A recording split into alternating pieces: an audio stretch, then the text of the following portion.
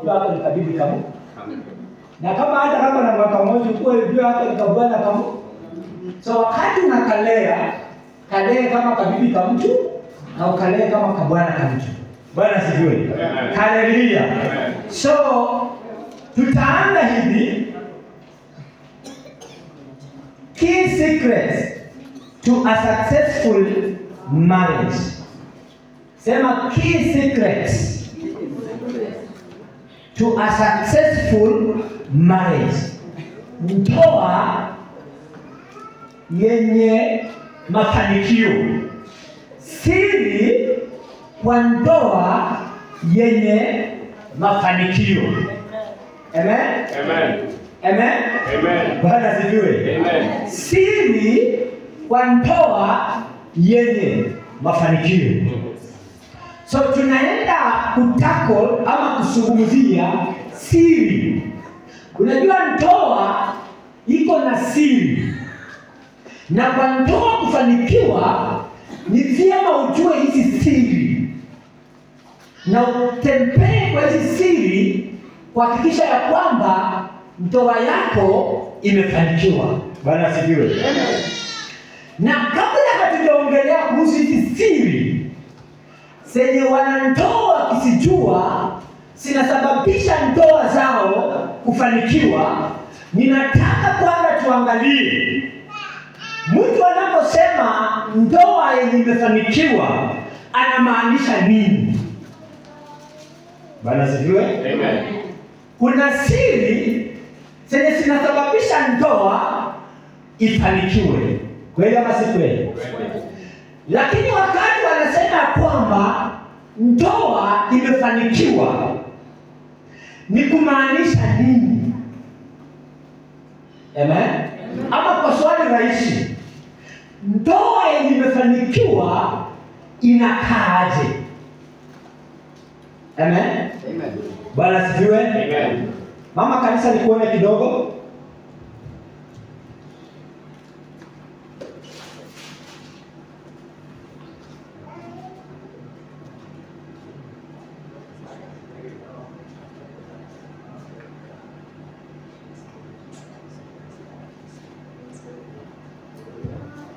Kwa ndoa yenye imefanikiwa, wakati wanasema kwamba ndoa imefanikiwa, nimeanza nikisema kuna siri zenye zinafanya ifanikiwe. Na wakati inafanikiwa wanasema imefanikiwa. Ni kitu gani chenye watu watakuwa wameona, ama ni kitu gani chenye kitafanya watu waseme ya kwamba ndoa hii imefanikiwa?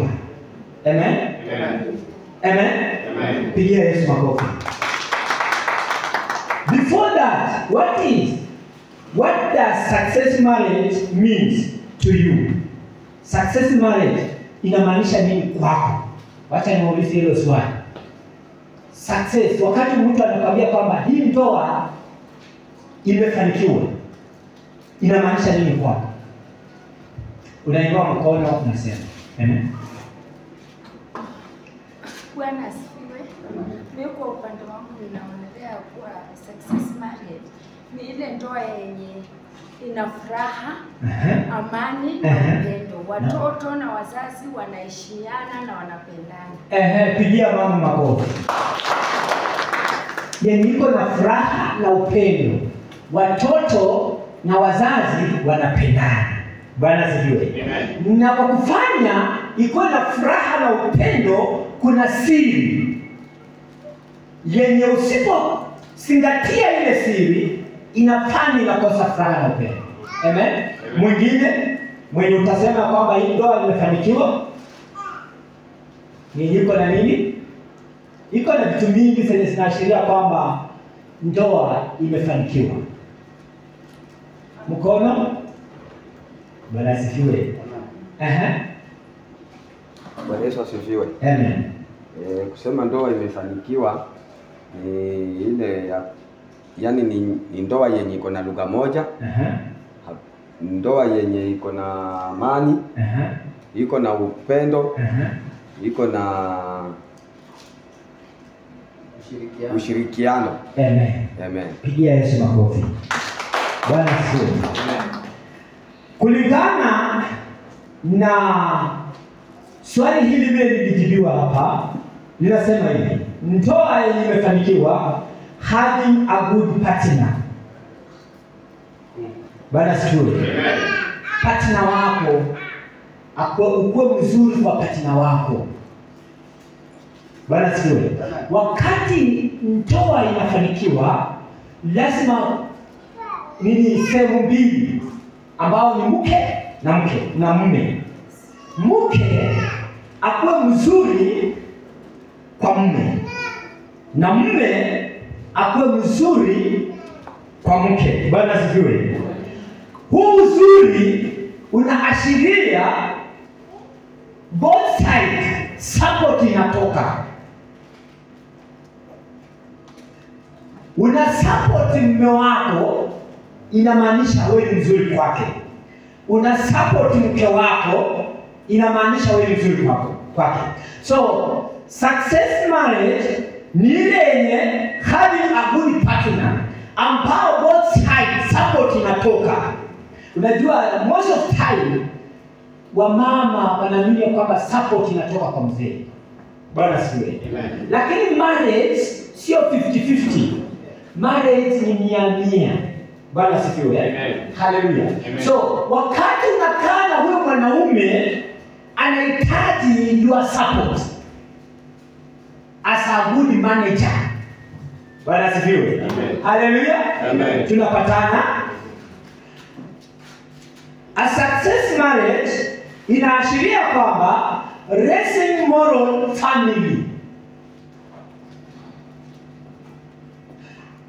Ndoa yenye imefanikiwa, kitu chenye kitaonyesha kwamba ndoa imefanikiwa, itakuwa imekuza familia yenye tabia mzuri. Na hapo nakuja napata kwamba mtoto ukiharibika ni ashiria ya ndoa yenye iliharibika. Amen. Bwana sifiwe. Haleluya. Unapata ni ndoa yenye watoto hawezi jua ya kwamba mama na baba huwa wanakosana. Lakini kweli ya mambo, hakuna ndoa yenye inaanga issue. Amen. Lakini kwa hii ndoa kufanikiwa, inaashiria watoto wanaweza ashiria kama ndoa imefanikiwa. Mtoto uko na tabia. Amen. Pigia Yesu makofi.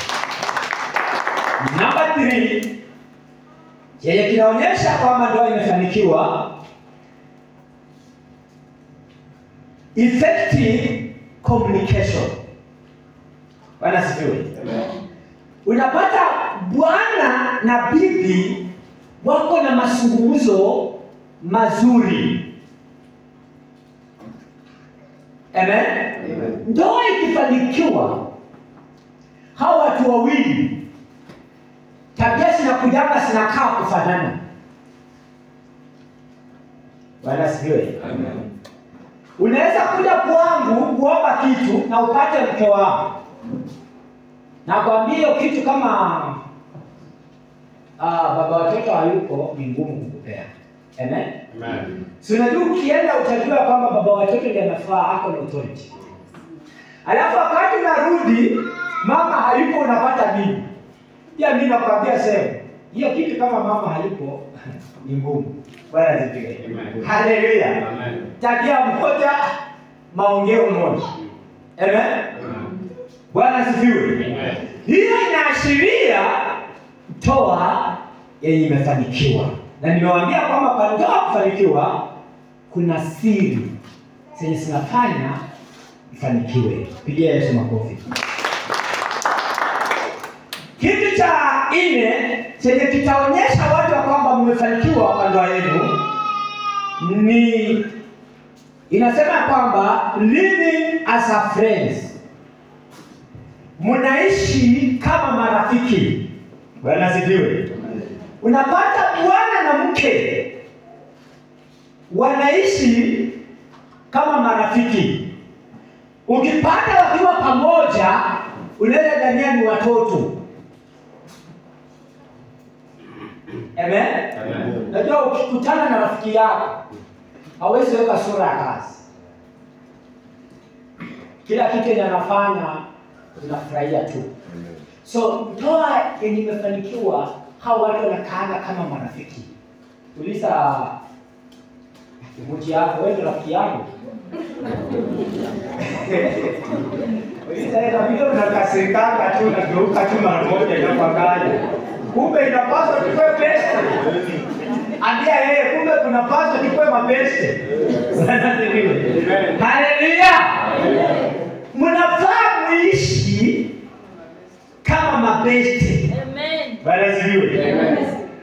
So wakati mnakaa kama mabeste, watoto wakitokea hawawezi haribu ile uhusiano. Najua ndoa mimi sinafujiwa kwa sababu ya watoto. Watoto wakati wanatokea, upendo unakuwa transferred.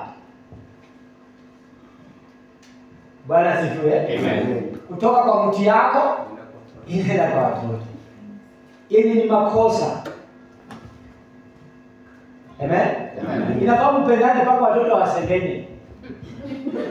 Hawa watu nao mambo yao hata mwachike kwa tena tunao. Hawa watu hawa Bwana asifiwe. Amen. Yaani hawaelewi.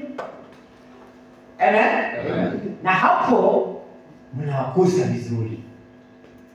Kwa sababu watoto wanajifunza kwa kusikia na kuona. Bwana asifiwe. Amen. Pigia Yesu makofi. Ambia mwenzako leo tutaanza kuishi kama marafiki. Amen. Ya tano na ya mwisho inatokea unconditional love and understanding. Bwana asifiwe. Hao watu wawili ni watu wenye wana understanding. Kwa mfano, nimemuoa. Bwana asifiwe. Simama. Lakini anagojeka Mungu anataka ajaje kidogo, ndio sitamwona. Nimemuoa. Bwana asifiwe. Nimemuoa nikiwa kwa kazi. Ghafla bingu Kazi kaenda. Kama hawezi ni understand, ile heshima inalikuwa ananipea itakumbuka. Amen. Amen. Amen. Amen. Umeelewa understanding yenye inafaa kuwe? Unconditional love. Kwa Kiswahili mtu Mswahili kama hapa nipe. Upendo usiokuwa na masharti. Sijui kama nimeweka mzuri. Yes. Hivyo. Upendo usiokuwa Na dua. na masharti, unconditional love. Eti upendo unakuwa, unajua mama wetu wanaitanga mabwana zao babe, wakati anajua mume ako na kitu kwa mfuko. Mfuko iko sawa. Kama mwanaume akiona ameingia na mapepo zinaanguka, anaambia mke wake, "Babe, sina pesa." Anamtetea mapepo. Because anajua hii babe ni ya kutoa kitu.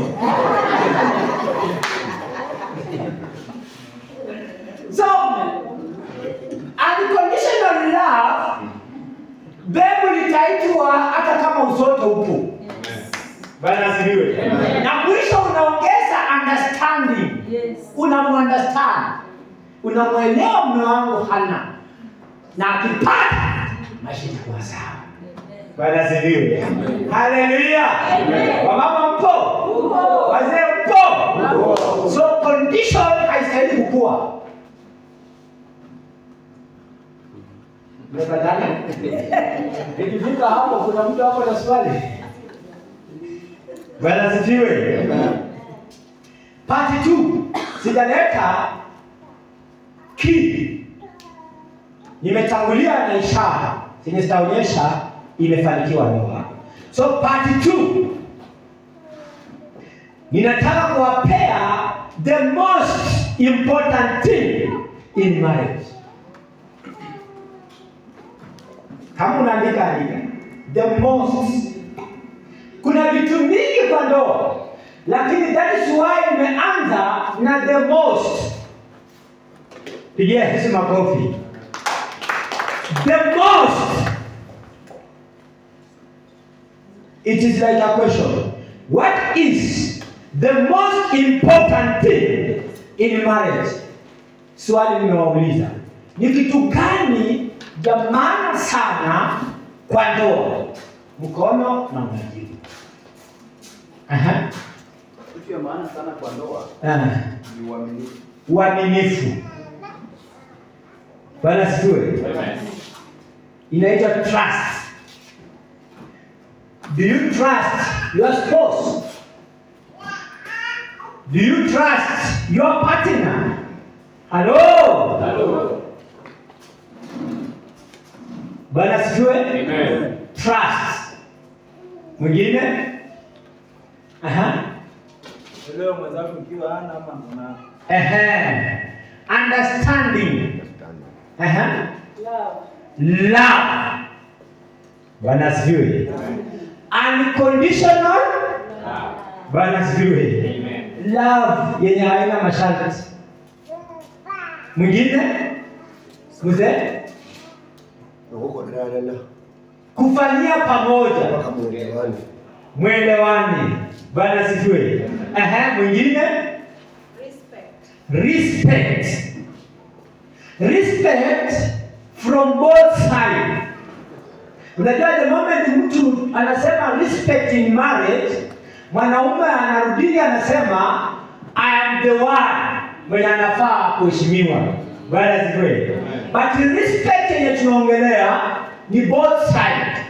Mume amheshimu mke na mke amheshimu mwingine. The most important thing in marriage, peace, amani. Bwana sifiwe. Haleluya. Na vitu vyenye vinazungumzia yoyote itapatikana ikiwa una consider keys, secrets, sandoa. Bwana sifiwe. Haleluya. Pigia Yesu makofi. Niwape zangu. One, the most important thing in marriage, communication. Sema mazungumzo.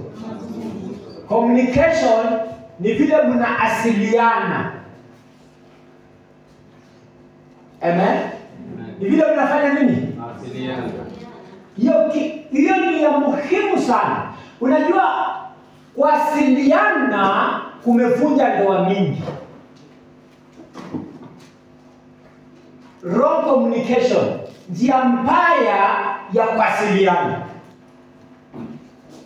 imevunja ndoa mingi. Njia mbaya ya kuasiliana.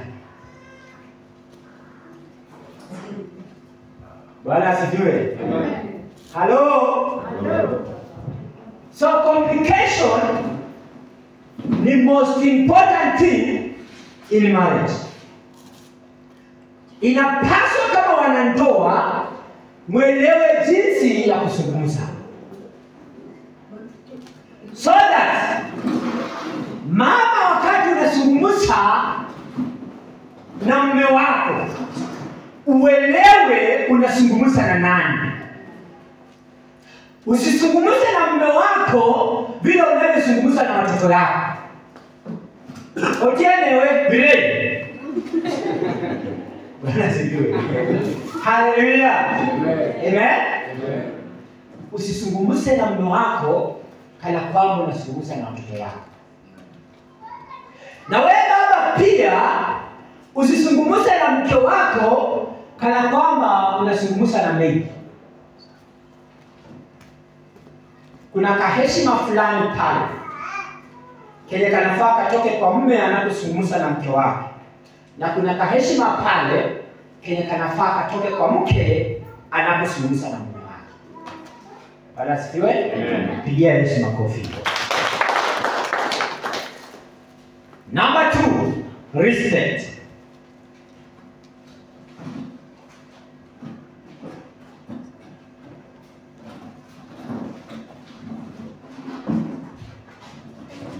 Respect haitoki kwa mke peke yake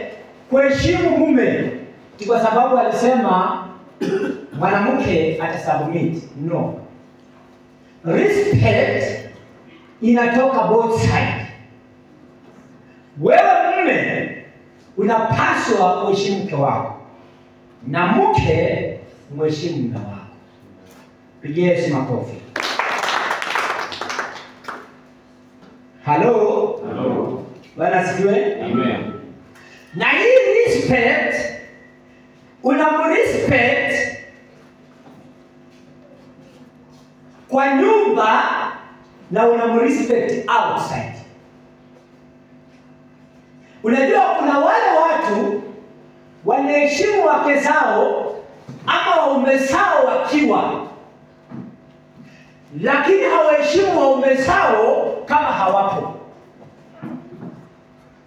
Unapata mtu anaongea kwa mume wake, eti kwangu kulia. Halo? Eti ule wangu mimi namjua ni wazimu. Anaongea kwa watu. Hiyo anamheshimu akiwa, lakini anakosa kumheshimu kama hayupo. Respect inasababisha wewe mume, ikiwa unaongea kwa mke wako, unaongea kumsifu. Yanasiwe? Kuna mabinti wengi ila huyu wangu amewazidi wote. Bwana asifiwe. Wanaume tuimbe. Sauti ya wanaume. Hebu yuko wapi? Sikia hiyo wimbo. Yes. Nataka tuimbe sasa.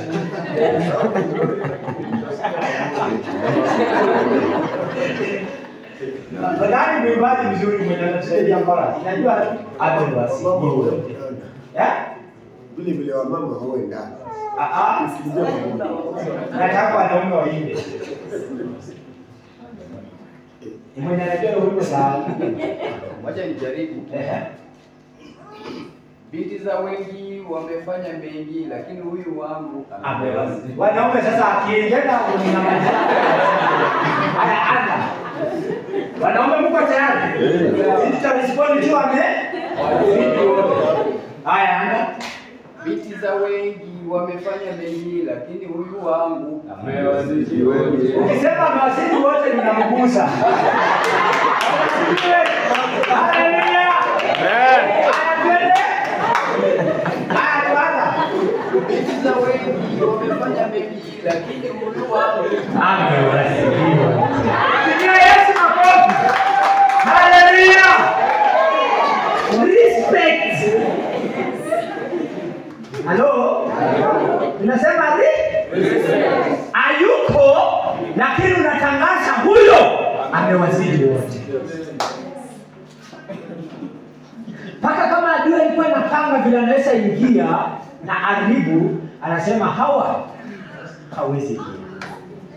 Ndiposa Mungu akasema chenye nimeunganisha hakuna mwanadamu na hakuna kitu chochote kinaweza fanya nini? Bwana asifiwe. Amen. Pigia Yesu makofi.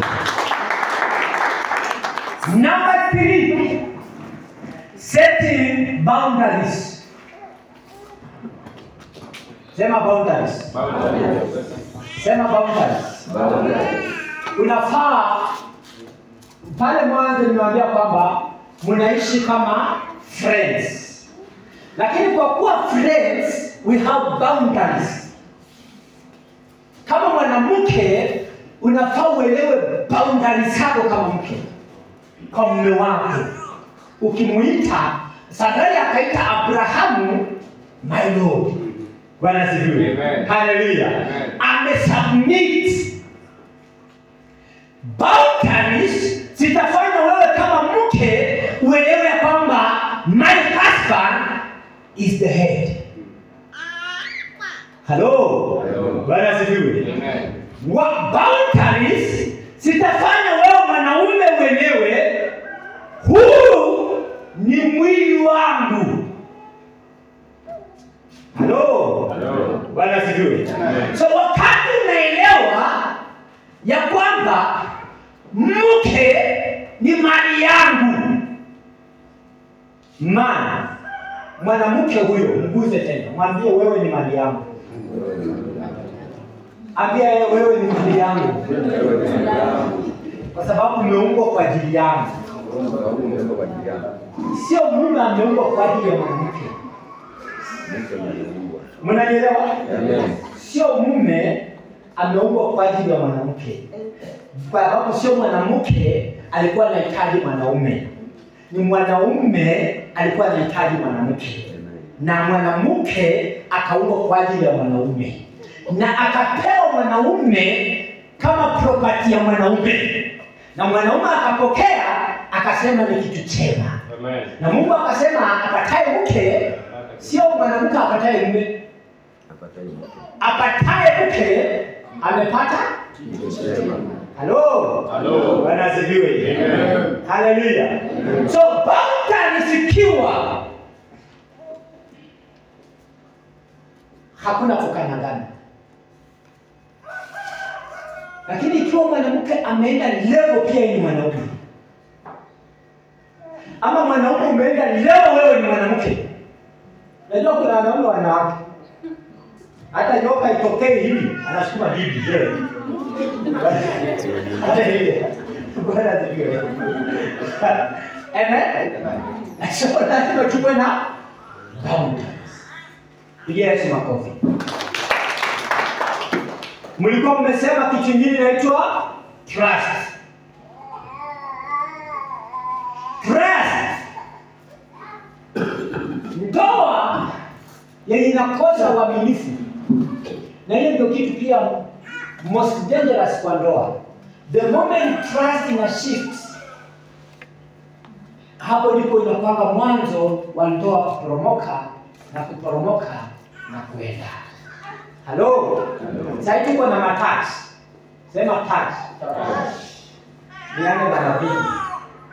Ni bibi mgani mwenye anajua password ya simu ya mama? Msimu unajua otomana ambulisha hapa. Otomana ambulisha.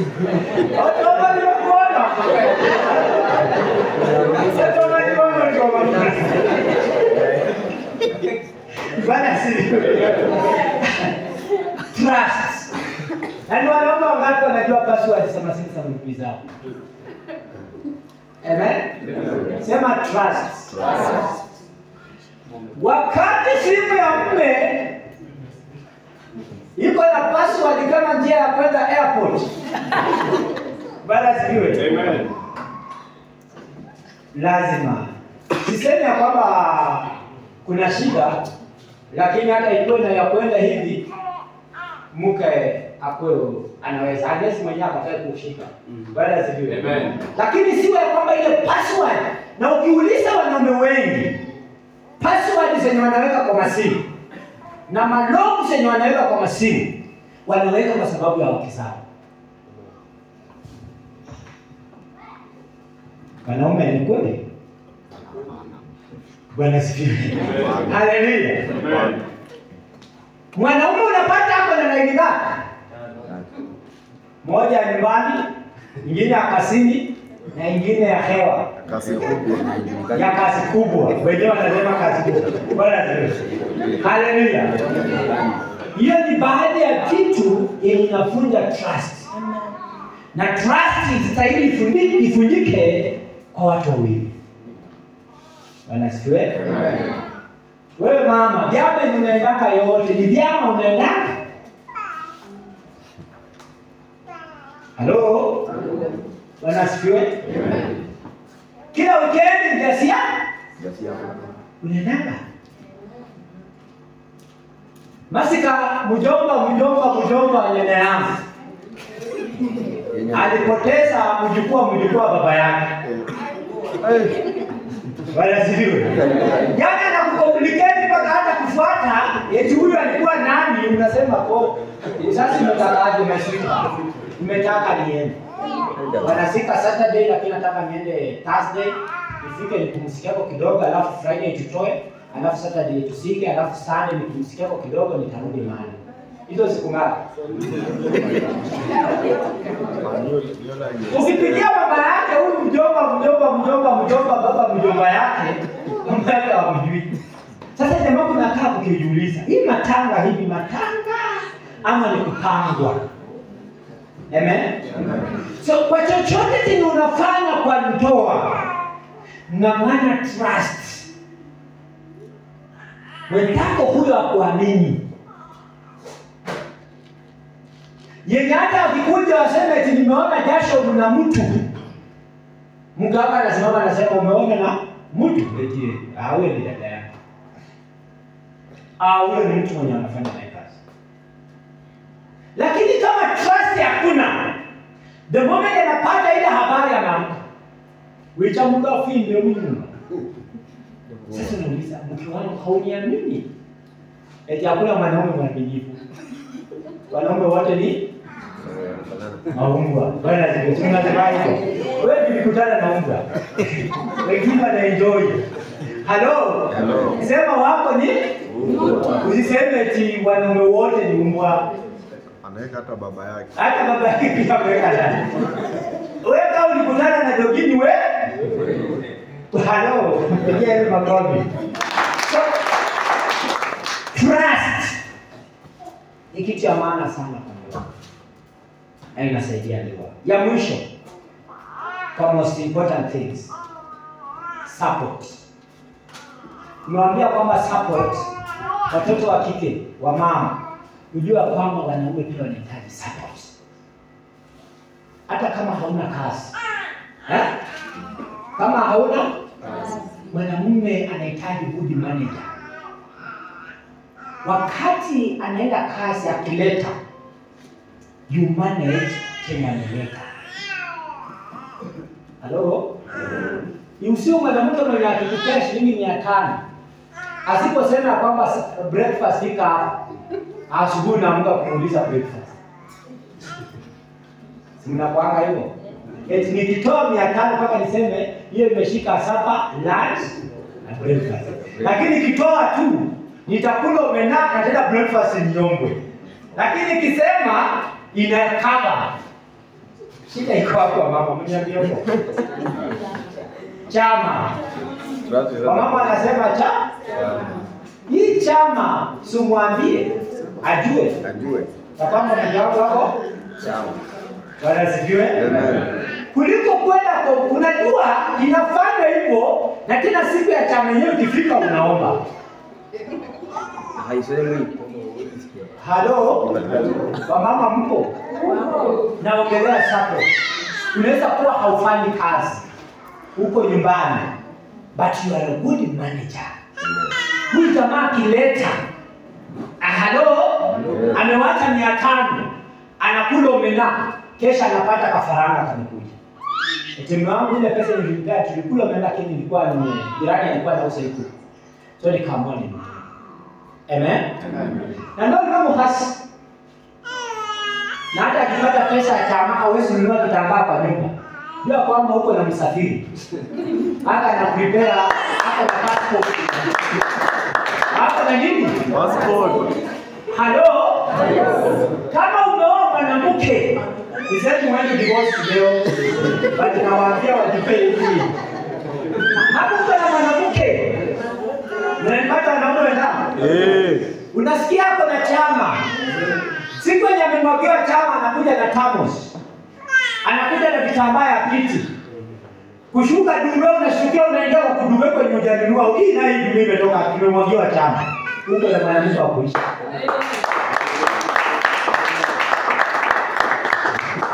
Lakini amemwagiwa chama. Unachelewa unakuja watu watoto wanalala eti hakuna mboga. Na amepata 15 ya chama. Wewe uko na msafiri. Passport ndio inakuwa sima ile passport inamaliza tu Auero. so hata kufanya mambo ya kupata mkaaji. Bwana sifiwe. Haleluya. Amen. Hiyo yako hiyo anahitaji support. Uko na mwanamke uko kwa boma lakini unanunuanga mpaka sukuma. Huyo ni parasite. Anakunyonya hata kumaliza. Bwana sifiwe. So mama wa redemption, Mkae mkijua uko na kazi hauna kazi. Huyo mwanaume mwenye uko na yeye anahitaji support. Amen. Anahitaji support kwa kufikiria. Anahitaji support kwa kusalisha jenye analeta. Anahitaji support kwa kufanya boma ikae smart.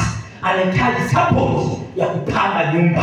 Amen. Wewe ni mwanamke unakauna kazi, lakini nyumba idoka ni rei. Na mwanaume wacha niwaambie siri. Nono na mukasi ya smart, mukasi wao. Ingwa fual na fual ngale. Lakini si ahe nyumba, hapo na mbaka.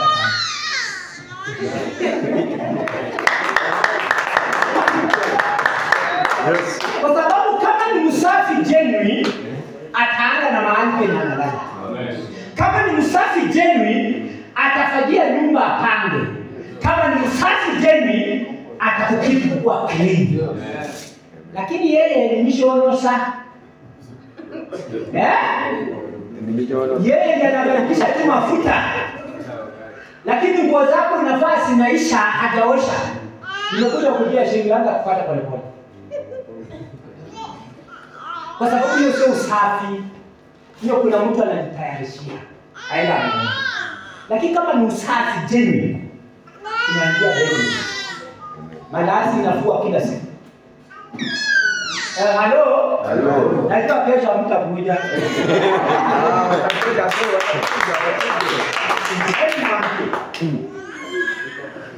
Wala sijui. Amen. Kama ni usafi genuine, wakati unatoka ile anakuita, ile ni umevaa sio nzuri.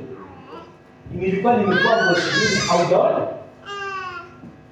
Hiyo ni usafi genuine. Yes, makofi. So, mwanaume anahitaji support. Mwanamke anahitaji support. Wala sio. Mama mko? Uko. Kuna vitu kwa mwili wa mwanaume kununua ni shida. Na ukiwa mwanamke, wewe unafaa uvumilie. Kitu ya kwanza, mwanaume kununua suruali ya ndani nje. Anaweza panga kununua ploti.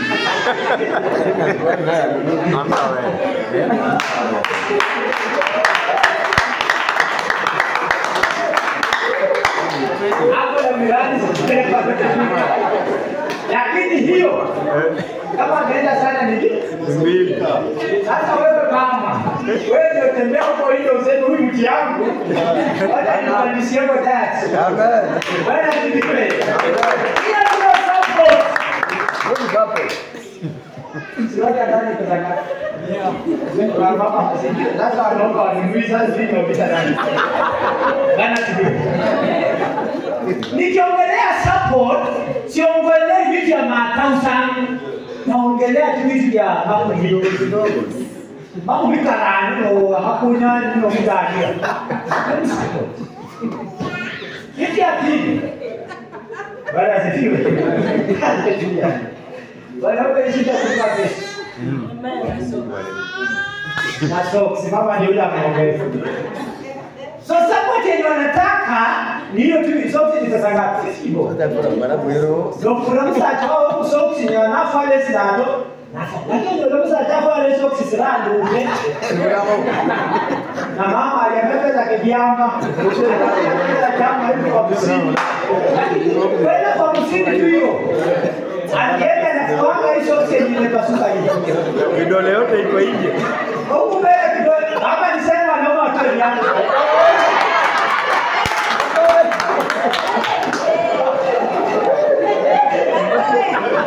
Ndana sakal. Ingine ula.